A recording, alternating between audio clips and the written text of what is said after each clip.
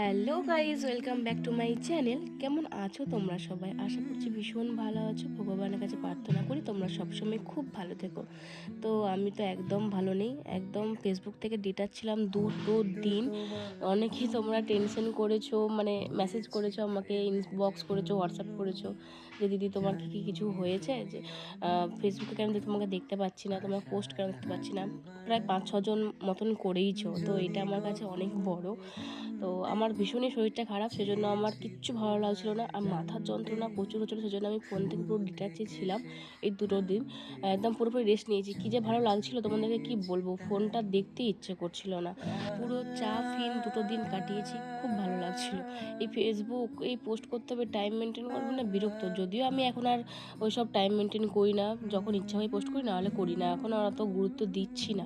এখন মনে করেছি যে আমি আবারও আগের মতনই ফিরে যাবো। এই 10 বার ধরে পোস্ট করা আমি পারবো না, ওই 2-3টে করবো তাহলেই যথেষ্ট। আর ব্লগটাই বেশি করে করবার চেষ্টা করব।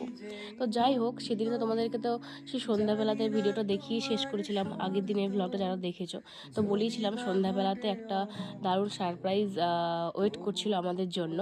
তো হঠাৎ করে জামাইবাবু, মানে বড় জামাইবাবু সুব্রতদা ঠিক করেছে যে যেহেতু আমার জন্মদিনটা সামনেই আছে, তো সেই জন্য সবাই, আমার জন্মদিনে আমি এখানে থাকতে পারবো না। আর আজকে যেহেতু জন্মদিনের উদ্দেশ্যে মা ভাই সবাই এসেও গেছে, বাড়িতেও বেশ ভালো মন্দ খাওয়া দাওয়া হয়েছে, তো সন্ধ্যাবেলাতেও একটু ভালো মন্দ পার্টি হবে। আর সেদিনকে মিস্টার ভদ্র জন্মদিনটা ছিল, তো ও বলল যে ঠিক আছে তাহলে, মানে ফোনে আর কি, যে ঠিক আছে যাও, আমার তরফ থেকেও ট্রিটটা থাকবে আর মম্মির তরফ থেকেও ট্রিটটা থাকবে। তো ঠিক আছে, সেই জন্য সেই উদ্দেশ্যে সৌদাদা বললো চলো তাহলে একটা জায়গায় তোমাদেরকে নিয়ে যাই। মানে হঠাৎ করে এটা ঠিক হয়ে যায়, জানো তো। তখন আমরা 8টা সাড়ে 8টার সময় বেরিয়েছি ঘর থেকে। একটা অনেকটা দূরের রাস্তা, বেশ সবাই মিলে যাচ্ছিলাম, ভীষণ এনজয় করেছি এই কটা দিন, ভীষণ মজা করেছি। সেই দিনটা তো ভীষণই মজা করেছিলাম। মাস্ট পাঞ্জাবিজ বলে কোনো একটা রেস্টুরেন্ট ছিল বোধহয়, হ্যাঁ এই তো লেখাই আছে। বেশ সুন্দর ছিল রেস্টুরেন্টটা, বেশ একটু বড়লোকি ব্যাপার, বড়লোকিয়া। আর জায়গাটা এত সুন্দর, সেই জন্য আমি একটু হেঁটে চলে একটু ক্যালি করছিলাম। এবার চল আগে ভিতরটা রাখি, তারপরে লাস্টে নিচে, মানে এখানে এসে কয়েকটা ছবি তুলবো, ভিডিও করবো, তখন করে দিস। তো এটা মনে হয় মেজদিনকে ভিডিওটা করে দিয়েছিল, তার জন্য একটু গোলমাল হয়েছে, আমার ঠিক পছন্দ হয়নি। তো যাই হোক, এই দেখো ভিতরটা খুব সুন্দর, ভীষণ ভালো। আর এসে দেখছি সবাই এখানটাতে জড়ো হচ্ছে, আমি ব্যাপারটা বুঝলাম যে কি ব্যাপার। তারপর দেখছি এখানটাতে একটা সেই আগুন পোড়ানোর মতন জিনিস করা আছে।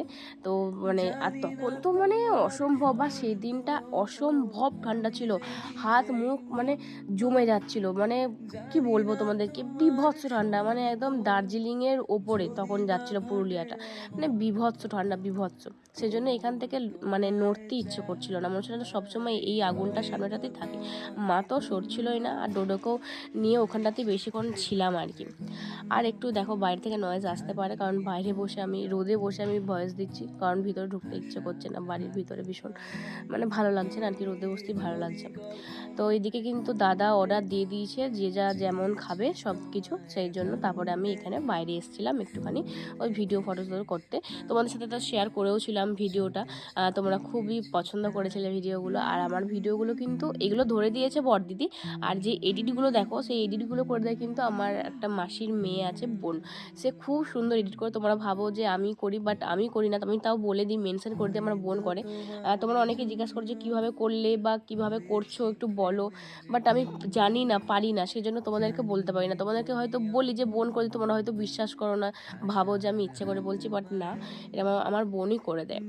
তো যাই হোক, তারপরে কিন্তু ভিডিও করতে করতে এদিকে আমাদের প্রথমের অর্ডারটা চলে এসেছিলো। স্টার্টার দিয়ে দিয়েছিলাম মাশরুমের কিছু একটা দিয়েছিলাম, তো সেটাই খেয়ে নিয়েছিলাম। এই যে খুবই সুন্দর টেস্ট ছিল, দারুণ টেস্ট ছিল সব কিছুই। কারণ ভাই তো চিকেন খায় না, সেই জন্য চিকেনের কোনো স্টার্টার অর্ডার দেওয়া হয়নি, এই মাশরুমটাও দেওয়া হয়েছিল।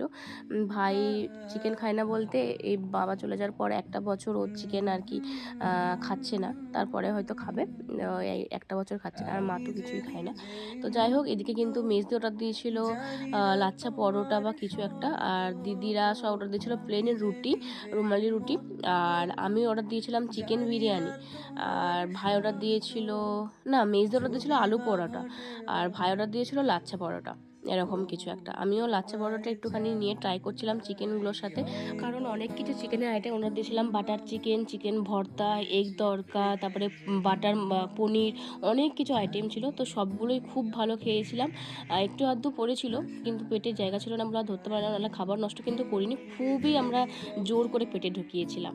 তো আমার তো বার্থডে ব্লগটা মানে বার্থডে দিনটা বেশ ভালোই কাটলো, জানি আগে থেকে হয়ে গেছিলো, কিন্তু এখানে কেক পাওয়া যায়নি বলে কেকটা আমরা কাটতে পারিনি না, ওইটাই আফসোস রয়ে গেছিলো।